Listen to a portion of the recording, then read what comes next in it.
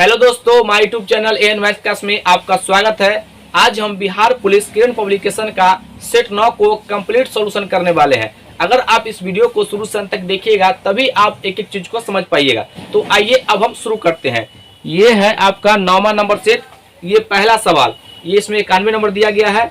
वह सबसे छोटी संख्या ज्ञात करे जिसे 6, 9, 15, 18 और 21 से विभाजित करने पर प्रत्येक बार शेषफल 4 बचे।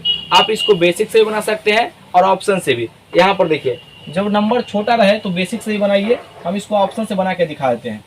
पहले हम इसको ऑप्शन को लिखते हैं 734, दूसरा ऑप्शन है 634, तीसरा ऑप्शन है 636 और चौथा ऑप्शन है 624।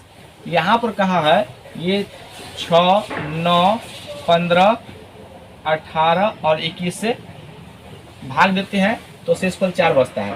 तो शेषफल जो 4 बचता है ना, उसको हटा लीजिए, घटा लीजिए। यहाँ पर घटाइएगा सभी में 4 तो कितना हो जाएगा 730। ये घटाइएगा 4 तो कितना आ जाएगा 630। इसको घटाएंगे 4 तो कितना आ जाएगा 632। इसमें घटाएंगे 4 तो कितना आ जाएगा 620। अब यहाँ पर कौन नंबर, आप इसका डिविजिबिलिटी रूल आपको पता होना चाहिए तभी आप इसको जल्दी सॉल्व कर पाइएगा। यहाँ पर देखिए, हम इसमें 9 का डिविजिबिलिटी रूल लगाते हैं। तो देखिए 9 का रूल कहता है अंकों का योग अगर अंकों का योग 9 से कटता है तो पूरी संख्या 9 से कटेगा। तो देखिए 7, 3, 10, ये 9 से तो कटेगा नहीं, ये ऑप्शन नहीं होगा।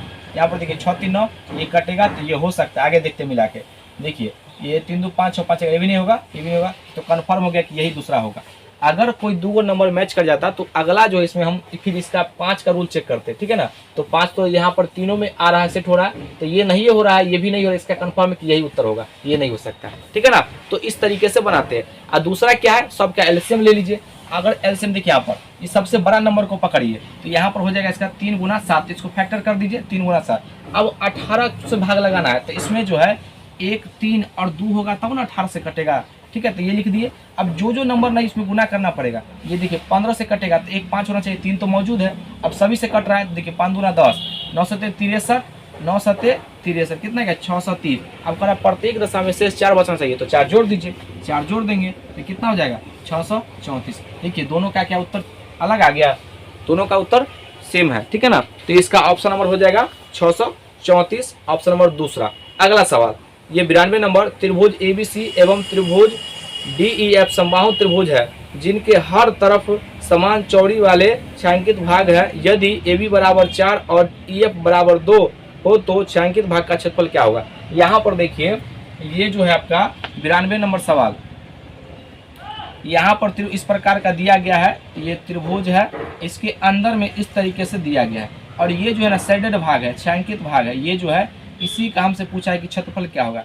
लेकिन इसका जो है यहाँ पर नाम दिया ABC, इसका माप दिया गया है ये 4 यहाँ पर 4 इकाई कुछ नहीं दिया गया है। आप कुछ इकाई ले लीजिएगा, ठीक है ना। और ये अंदर वाले का दिया गया है कितना 2, चूँकि अनुपात लीजिएगा तो फिर कट ही जाएगा तो इसका कोई मतलब नहीं हो पाता है। अब कह रहा है कि इसका भाग का क्षेत्रफल, छायांकित भाग का क्षेत्रफल कितना होगा। तो ये यूनिट नहीं है तो अपना मन से इकाई लगा दीजिएगा, ठीक है। तो बताइए समबाहु त्रिभुज का क्षेत्रफल कितना होता है, इसका एरिया। तो समबाहु त्रिभुज का एरिया जो हो जाएगा आपका √3/4 भुजा स्क्वायर। तो देखिए ए कितना है 4, यहाँ पर रखेंगे √3/4, यहाँ पर 4 का स्क्वायर 16, यहाँ पर 4 गुना 4 लिख देंगे और यहाँ पर यानी कि स्क्वायर यूनिट, ठीक है, या यूनिट स्क्वायर। देखिए 4 से 4 कट जाएगा, कितना गया 4√3 यूनिट स्क्वायर या यूनिट या इकाई स्क्वायर लगा देते हैं, ठीक है ना।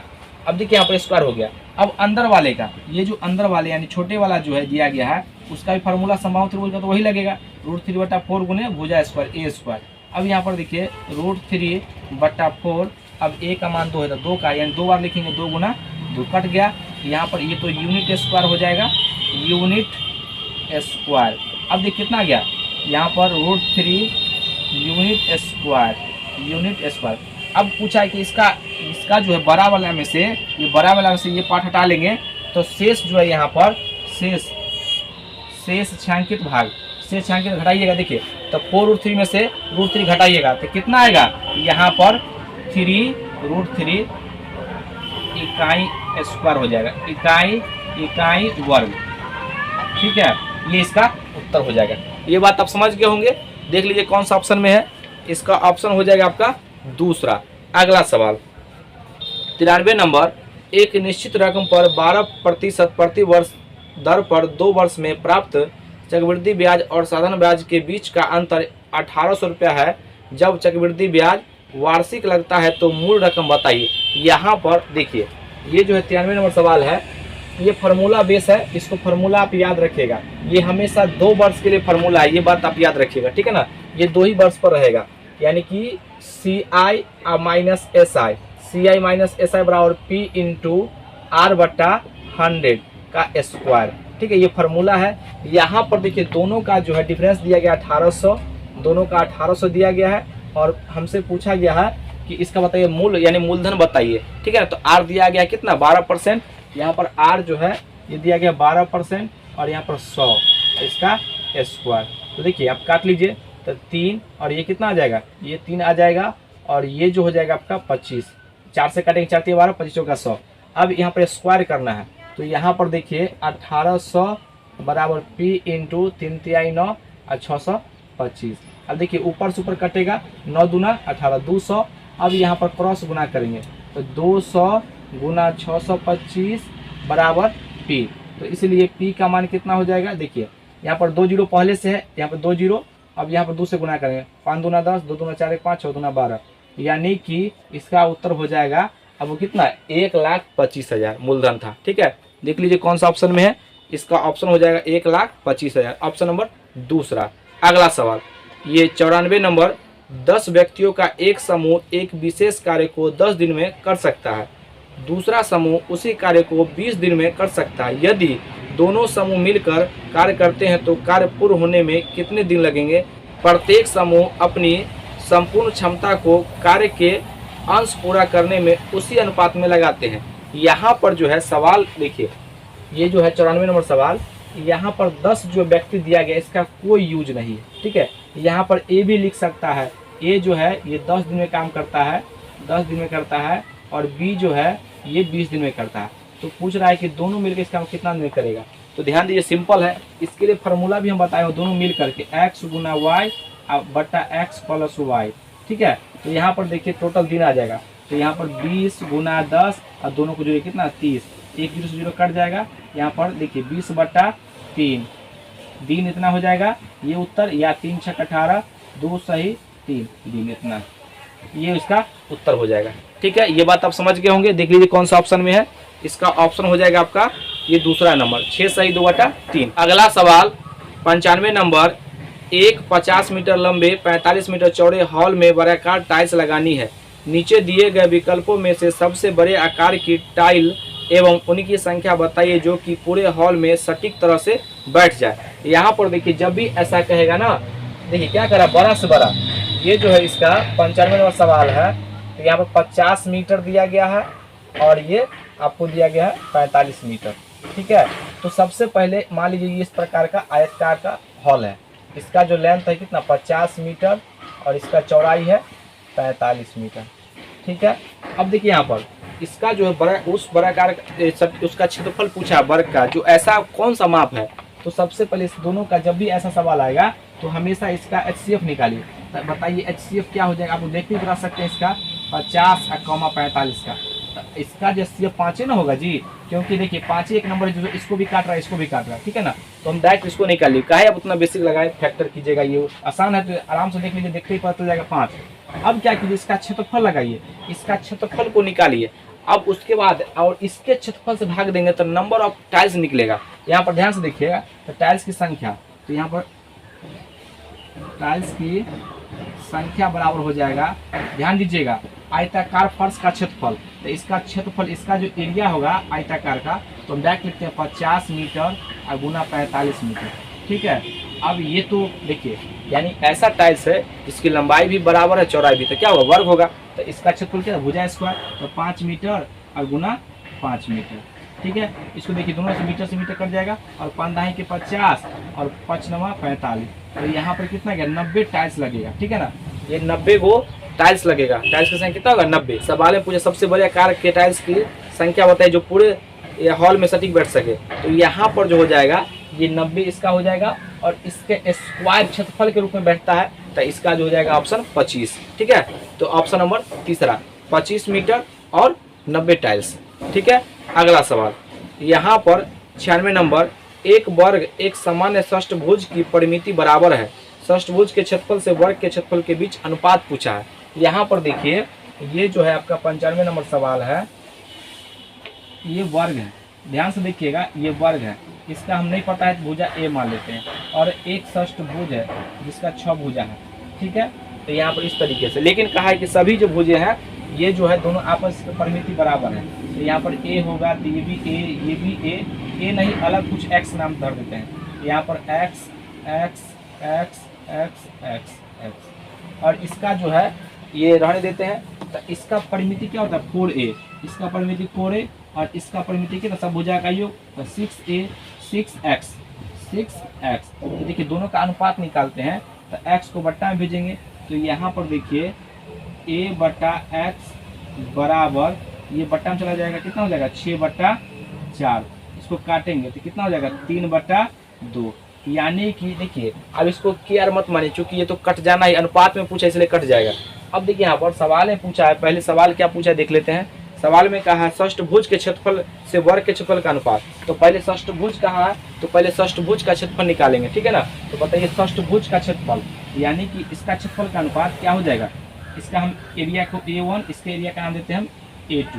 ठीक है, तो यहाँ पर लिखते हैं A2 बटा A1, तो बताइए A1, तो इसका देखिए ऊपर वाले जो है यहाँ पर A इसका भुजा का अनुपात 3 है, इसका भुजा का 2 है षष्ठभुज का, तो बताइए यहाँ पर षष्ठभुज का क्षेत्रफल कोई फार्मूला नहीं है, लेकिन ये हमेशा बराबर का है, इसलिए समबाहु त्रिभुज लगेगा। ठीक है ना, तो समबाहु त्रिभुज क्या हो जाएगा 6 × √3/4 गुने भुजा स्क्वायर। अब भुजा स्क्वायर कहाँ है, तो भुजा कितना 2 है, तो 2 × 2, अब कट जाएगा, और इसका देखिए वर्ग का, तो इसका कितना निकला है मान, यहाँ पर वर्ग का 3, तो 3 × 3।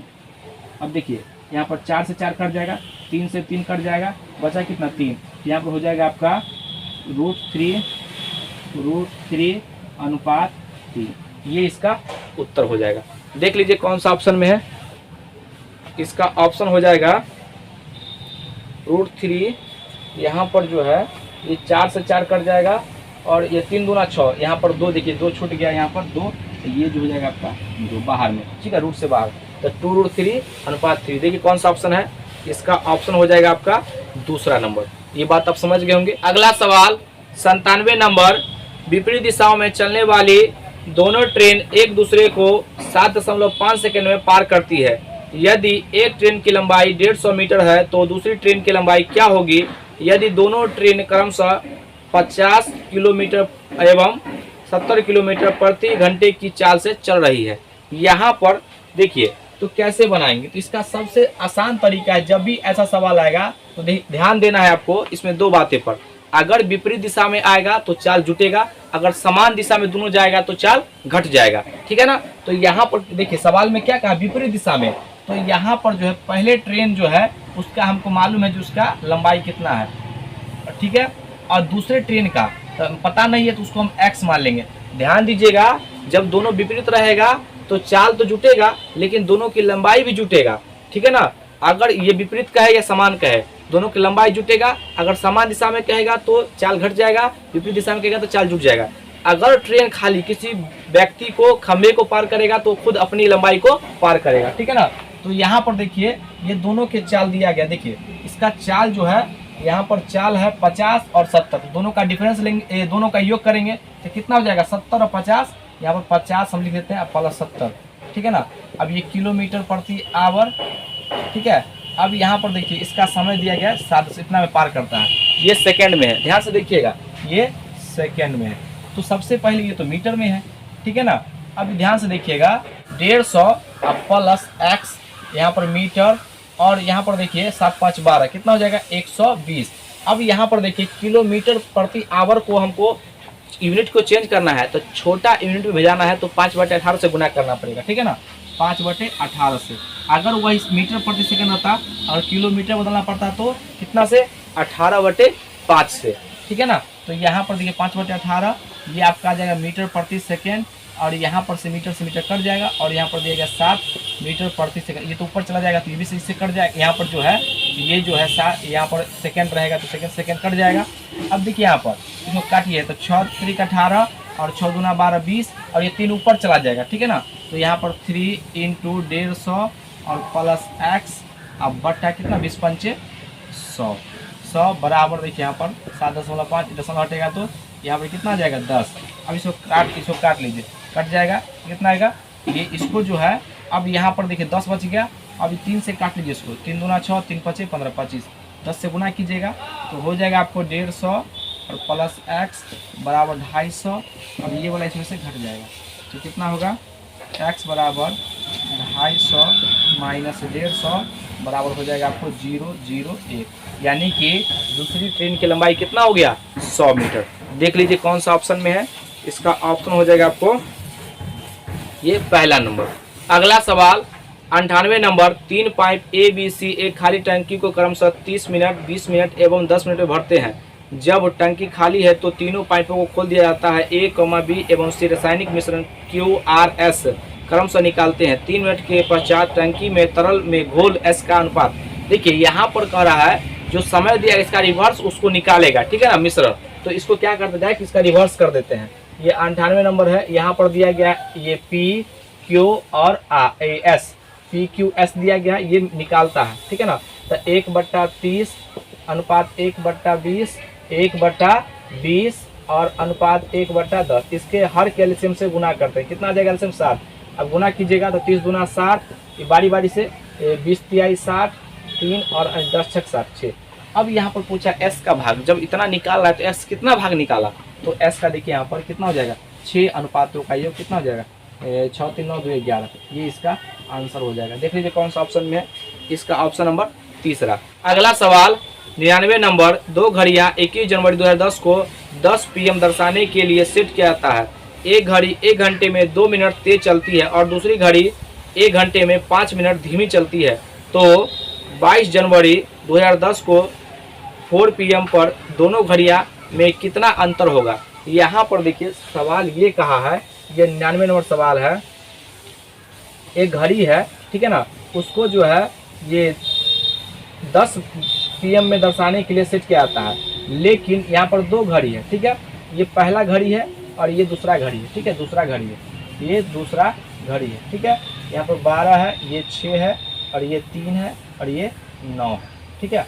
यहाँ पर मान लीजिए ये 4 है, यहाँ पर 4 और ये 5 1 और ये 2 और ये 11 ये 10 8 और 7। यहाँ पर भी घड़ी बना देते हैं थोड़ा सा, ये 12 ये आपका 6 ये 3 9 ये 10 ये 11 1 और ये 2, यहाँ पर 4 और ये 5 7 और ये 8। यहाँ पर घड़ी जो है इसमें 10 बजे सेट किया गया था, 10 बजे पक्का, ठीक है ना। तो ये जो मिनट वाला है 10 बजे सेट किया गया था। तो अब कह रहा है और ये जो है आपको 2 मिनट स्लो हो जाता है, लेकिन ये घड़ी जो है कहना पूछ रहा है दोनों को 4 बजे, यानी कि 4 बजे पक्का जो है 4 बजे में कुल कितना डिफरेंस हो जाएगा, जो एक स्लो है एक फास्ट है, ठीक है ना। तो बताइए 2 मिनट ये तेज है, तो बताइए यहाँ पर 22 जनवरी। तो सबसे पहले देखिए यहाँ पर 21 जनवरी ये 2010 को 2010 और यहाँ पर दिया गया 22 जनवरी 2010 को। अब कह रहा 4 बजे, तो सिंपल बात समझिए, यहाँ पर इसको भी हम मान लेते हैं कि 4 बज गया। तो 4 बजे यहाँ पर देखिए, तो यहाँ पर 21 जनवरी तो 4 बजे कितना 22 जनवरी हो जाएगा, तो यानी कितना 24 घंटा, कितना हो गया 24 घंटा। लेकिन इसको जो है कितना सेट किया गया था, इसको ये दोनों को तो सेट किया गया था, तो इसको यहाँ पर देखिए 10 11 12 1 2 3 4 6 घंटा, तो 6 घंटा पीछे जाएंगे तो कितना हो जाएगा ये 18 घंटा। 6 घंटा घटाइएगा ना 18 घंटा होगा।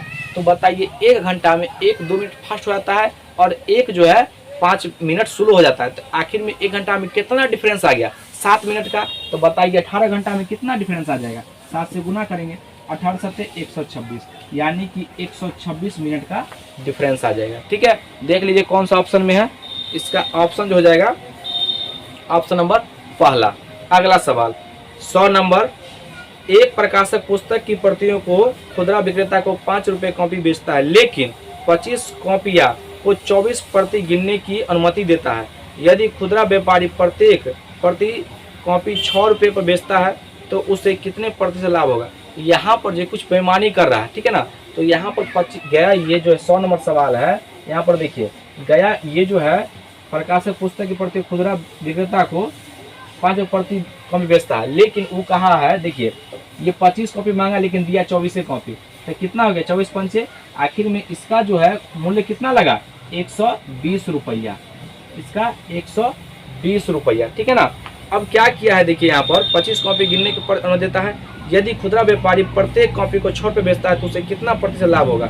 यहाँ पर देखिए खुदरा व्यापारी जो है अब बेच रहा है तो कितना लाया था, तो 25 गो, यानी कि ये जो गया खरीदने के लिए 25 गो, मतलब कहा कि हम 24 गो लेंगे, लेकिन एगो ज़्यादा ले लिया 25 गो ले लिया, तो बताइए 25 गो को 24 गो कहा, तो इतना ही ना रुपया लगेगा। अब कह रहा है क्या, नहीं अब जो हम 6 रुपये बेचेंगे, लेकिन जितना लाया था वो लाया तो 25 गो, तो 25 गो बेचेगा, तो यहाँ पर कितना गया 25 छक्का 150, तो 150 यानी कि 150 में बेचा। अब बताइए लागत लगा उसको 120 रुपया, बेचा 150, तो कितना प्रॉफिट हो रहा है यहाँ पर, तो यहाँ पर कहिएगा 30 रुपया।